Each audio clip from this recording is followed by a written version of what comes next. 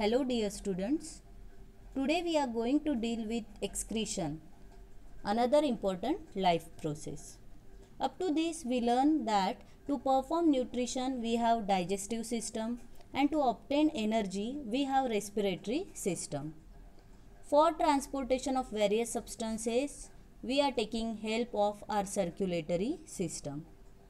As the body performs nutrition, respiration and other biological processes continuously, some byproducts are produced in the body. These are useless and rather harmful for our body. So, it is mandatory to throw them out of the body. The process of expelling waste products outside from the body is called excretion. So, excretion is the biological process of removal of harmful nitrogenous metabolic waste from the body. Different organisms use different techniques to get rid of waste products from the body.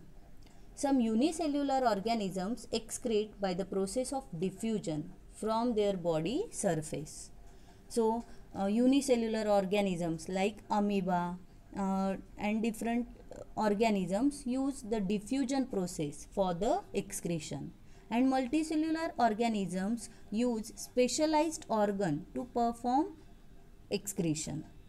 Here we can see some animals and their excretory unit. Amoeba excrete waste out of the body with the help of contractile vacuole.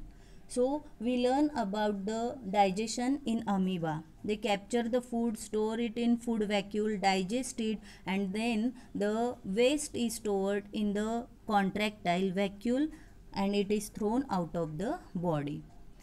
Similarly, sponges use osculum, hydra use oral opening for the excretion. Flatworms are having phloem cells as their excretory unit. Earthworms are using nephridia, and human beings are using nephrons which are present in the kidney for the process of excretion. The waste materials in living organisms are carbon dioxide, urea, uric acid, ammonia, pigments, salts and different digestive waste. Also, excess of water is also one of the waste. Ammonia, urea and uric acid are nitrogenous waste products, and so the process in which such nitrogenous waste are thrown out of body is called as excretion. We will learn about excretion in human beings. The excretory system of human beings is composed of pair of kidneys, a pair of ureters and urinary bladder and urethra. So, our excretory system is having 2 kidneys, 2 ureters, 1 urinary bladder and urethra. In this diagram, you can observe the different parts of excretory system. Kidneys, these are the bean shaped kidneys which are reddish brown in color. This tube like structure is called as ureter. The sac like structure is called as urinary bladder, and the small tube is called as urethra. See, kidneys. Kidneys are bean shaped reddish brown in color. These lie along the posterior abdominal wall on either side of vertebral column. So, kidneys are present on either side of our vertebral column. These are small bean shaped reddish structure and reddish brown in color. Right kidney is positioned lower than the left because of liver. So, right kidney is slightly lower than the left because of liver. Kidneys are divided into 3 regions. The renal cortex, which is outer layer. So, this part is the renal cortex, which is the outer layer. Next one is renal medulla, and which is inner layer, and lastly the renal pelvis, which carries urine from the kidney to the ureter, and this part is called as renal pelvis. Function of it is to carry urine from kidneys to the ureter. Next part is ureters. Ureters are 25 to 30 centimeter long tubes. The anterior funnel-shaped part is connected to the pelvis in kidney and other end opens into the urinary bladder.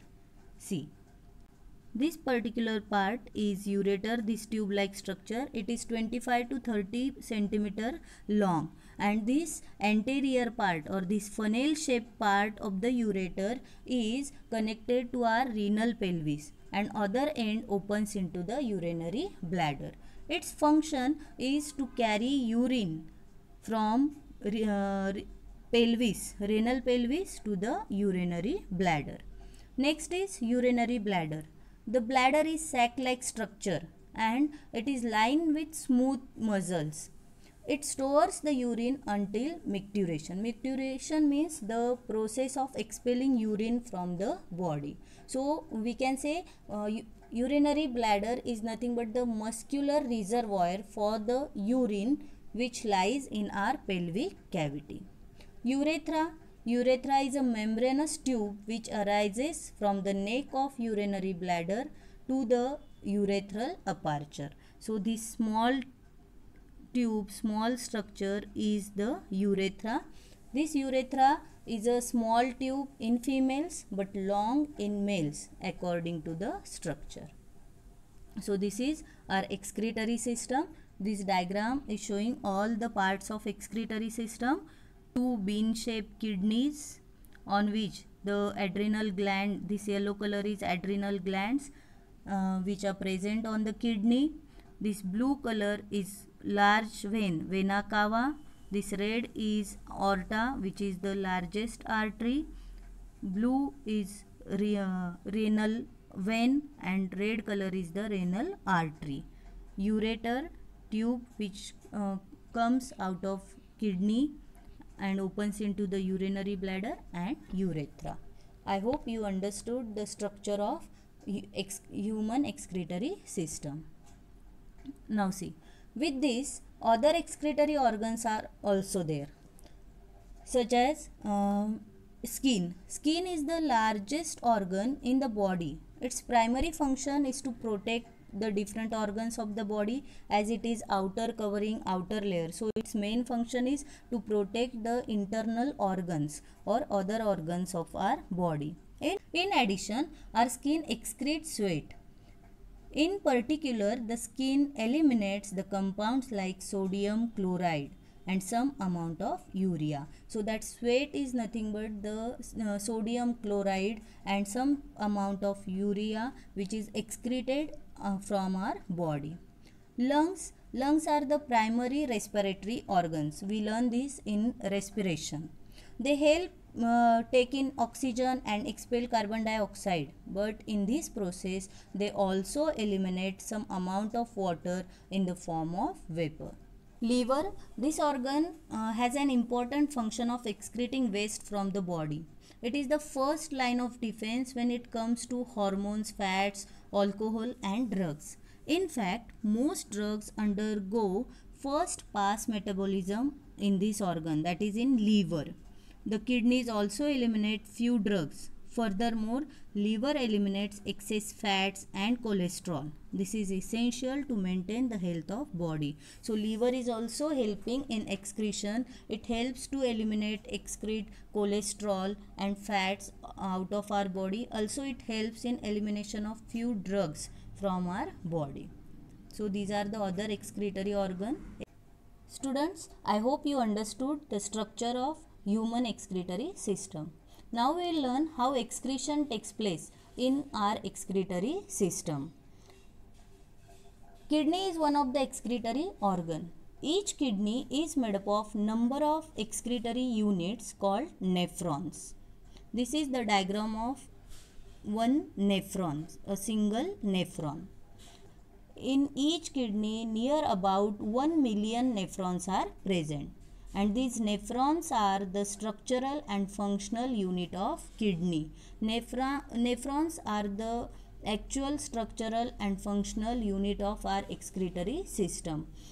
In respiration, we learn that alveoli are the actual structural and functional unit of respiration. Like that, in excretory system, nephrons are the actual structural and functional unit which helps for the excretion. Each kidney consists of about 1 million of nephrons. These nephrons are the coiled tube structure. It is the coiled structure and it plays three important functions, that is ultrafiltration, reabsorption and secretion. First of all, we will discuss about the structure of nephron. Each nephron is made up of three major parts. One is Malpighian corpuscle, which consists of Bowman's capsule and glomerulus. So this cup-shaped structure is Bowman's capsule, in which you can see this thread-like structure or mass of capillary, that is glomerulus. Another part is nephric tubule.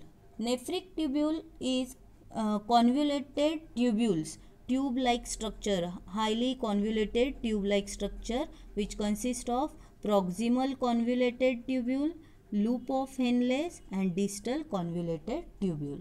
And third part is the collecting duct. So this is the three major part of nephron. Nephron is the actual structural and functional unit of our excretory system. Now we will discuss about structure of nephron. Bowman's capsule. It is the first part of nephron. It is cup-shaped structure and receives the blood vessel. So this cup-shaped structure is Bowman's capsule, in which you can observe knot-like mass of capillaries, blood capillaries, and that mass of blood capillaries is called glomerulus. How this glomerulus is formed? See, when afferent arteriole enters into the Bowman's capsule, it get divided. So this afferent arteriole enters into the Bowman's capsule and it get divides and redivides into bunch of about 50 blood capillaries. Due to the division of this afferent arteriole into near about 50 blood capillaries, the glomerulus is formed. Then finally this glomerulus reunite together to form afferent arteriole, and the blood capillaries reunite together to form afferent arteriole. So this is the Bowman's capsule and glomerulus structure. Now in this glomerulus, filtration takes place, ultrafiltration. First step or first function of excretion takes place, that is ultrafiltration. The blood cells and proteins only remain in the blood. Next structure is proximal convoluted tubule. The Bowman's capsule extend downward to form the proximal tubule. In this proximal tubule, water and reusable materials from the blood are now reabsorbed. So in first part of nephron, first process takes place, that is ultrafiltration. In second part, reabsorption takes place, reabsorption and secretion. Loop of Henle's. The proximal tubule leads to the formation of U-shaped loop called loop of Henle. It is in this area in which urine becomes concentrated as water is reabsorbed. So this is the proximal tubule in which the excess water and minerals get absorbed. This is loop of Henle's, which is the U-shaped structure. Here also the reabsorption takes place. Next part is the distal convoluted tubule. The loop of Henle's leads into the distal convoluted tubule. It is where the kidney hormones cause their effect. And last part of the nephron is the collecting duct. The distal convoluted tubule of each nephron leads to the collecting duct. The collecting ducts together from the renal pelvis, and through renal pelvis urine passes into the ureter. So here the ultrafiltration takes place in the first part of nephron. Here reabsorption and secretion takes place, and then urine enters into the collecting duct. These collecting duct together forms the renal pelvis and pass urine into the urinary bladder with the help of ureter. So this is the structure of nephron. Now we will learn how urine formation takes place. Urine is the liquid waste product of human body. It contains urea, uric acid, salt, water and other waste products that are the result of various metabolic processes. So we learn that due to different metabolic process, waste is formed, and this metabolic waste it is thrown out of body with the help of excretory system. It is formed in the primary excretory organ, the kidneys. The structural and functional unit of kidneys is called nephrons. Millions of nephrons are involved in the process of urine formation. Urine formation process occurs in 3 steps. First one, glomerular filtration, or we can also call it as ultrafiltration. Next one is tubular reabsorption, and third one is tubular secretion. This diagram is showing all these steps of urine formation, process of urine formation. Afferent arteriole, which brings blood into the Bowman's capsule, where afferent arteriole divides into the mass of capillaries called as glomerular capillaries, and then afferent arteriole. Now we will see how the process of urine formation takes place.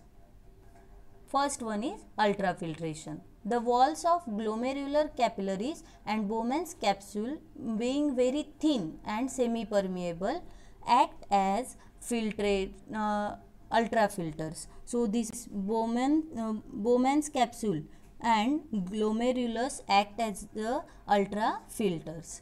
Renal artery, that is afferent arteriole, brings the blood into glomerulus, which contains urea waste. Due to capillary pressure exerted on the blood, it passes through the glomerulus. So due to the pressure, capillary pressure, blood passes through the glomerulus, and water, nitrogenous waste, glucose, amino acids and minerals are filtered out in the Bowman's capsule. So actual process ultrafiltration takes place in the Bowman's capsule. Here the water, nitrogenous waste, glucose, amino acids, minerals get filtered out of blood. The large molecule like proteins and blood cells cannot pass through the glomerulus and hence remain in the blood. So in this Bowman's capsule, except blood cells and protein molecules, all the other substances get filtered. This thick and concentrated blood is carried forward by the afferent arteriole. Then afferent arteriole carries that blood which is having only proteins and blood cells. So first process is ultrafiltration, which takes place in the Bowman's capsule and which carried out with the help of glomerulus. Second is tubular reabsorption. When the glomerular filtrate containing useful substances as well as waste substances, so in this all substances get filtered, and so it contains some useful substances also, such as minerals are there, glucose is there, amino acid is there, so and with that nitrogenous waste is there. Then that filtrate passes through our tubule. In this tubule, second step of urine formation takes place, that is reabsorption. So here the useful substances are reabsorbed by the walls of tubule and return to the blood. So in the proximal tubule, in the loop of Henle, reabsorption process takes place and the useful substances are poured into the blood again. Excess water is reabsorbed by the process of osmosis, and only waste substances like urea, some unwanted salts and excess water remains behind in this tubular structure. Next is the third step is tubular secretion. The cell of renal tubules also removes waste from the blood and pass into the filtrate by secretion. So this removes ammonia, urea and uric acid. Here we have discussed about the glomerular filtration, tubular reabsorption. In tubular reabsorption, during glomerular filtration, all substances except blood cells and proteins are pushed into the capillaries at high pressure. At the level of proximal convoluted tubule, some substances from the filtrate are reabsorbed, such as amino acids, minerals, etc. These include sodium chloride, potassium, glucose, amino acids, bicarbonates and 75% of water. The distal convoluted tubule shows selective absorption. The substances and water which is reabsorbed are taken up by the peritubular capillaries to return to the blood. These are the peritubular capillaries which helps in the absorption, which helps in the reabsorption. The peritubular capillaries that help in transporting the reabsorbed substances to the bloodstream also helps in actively secreting substances. So third section is tubular secretion. In this peritubular capillaries help us to secrete some substances into the filtrate, such as hydrogen ions, potassium ions, to maintain the sodium potassium ratio. Whenever excess potassium is secreted into the filtrate, sodium ions are actively reabsorbed to maintain sodium potassium balance. So the drugs which are not filtered during the glomerular filtration, then such drugs are poured into the filtrate with the during this tubular secretion phase. So this is all three process of urine formation. Then the liquid which is flowing is urine, which is collected in the pelvis, and ureters of either side carry urine from the pelvis to the bladder. So here we can see, by all these process, the urine is now collected into the collecting duct. The urine carries to the bladder. When enough urine gets accumulated, then by the contraction and relaxation of muscle, urine is released outside the body through urethra. Since the urinary bladder is controlled by nerves, so we can control the urge of urination, and as I told, the act of passing urine is called micturition. So this is all about the structure of human excretory system, structure of nephron and the urine formation. The urine which is formed, it is it is the waste product that is eliminated by the kidneys. Urine contains waste products like urea, salts, excess ions, water and metabolized product of drugs. Urine is often light or pale yellow in color, and fresh urine has slight ammoniacal smell. It is often clear in turbidity with a pH of around 4 to 8. So this is all about excretion in human beings. Now we will discuss about excretion in plants. Plants also perform excretion, but their methods are absolutely different than animals. Plants have various waste products like oxygen, which is produced during the process of photosynthesis, carbon dioxide, which is the waste formed during respiration, and excess water and the metabolites are the other waste which are formed in the plants. To get rid of oxygen and carbon dioxide, stomata play the most important role. We discuss about the stomata. It helps for the exchange of gases. It helps for the exchange of oxygen and carbon dioxide. The gases are expelled out through stomata by the process of diffusion. Through transpiration, plants eliminate excess water continuously.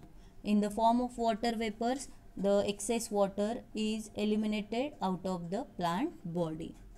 Plants produce waste materials that accumulated in the vacuoles of aging cells. So, plants store their waste products in the vacuoles of old cells.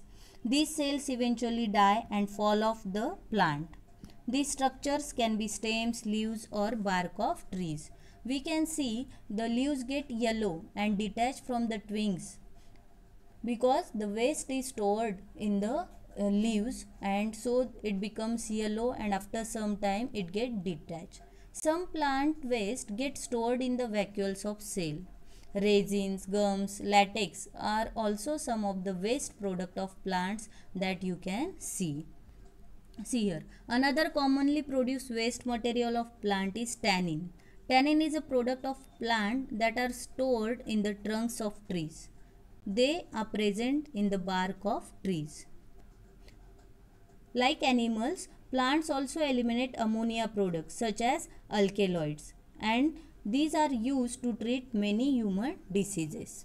Another waste product that plants produce is latex. These are produced by the cells called lactifiers and found in the rubber plant. So, in rubber plant, this latex is there from which we are manufacturing rubber.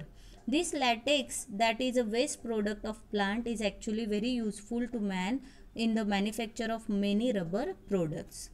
Students, if you put a cut on the bark of tree, you can see some fluid coming out of it. It dries and forms gum in the same tree.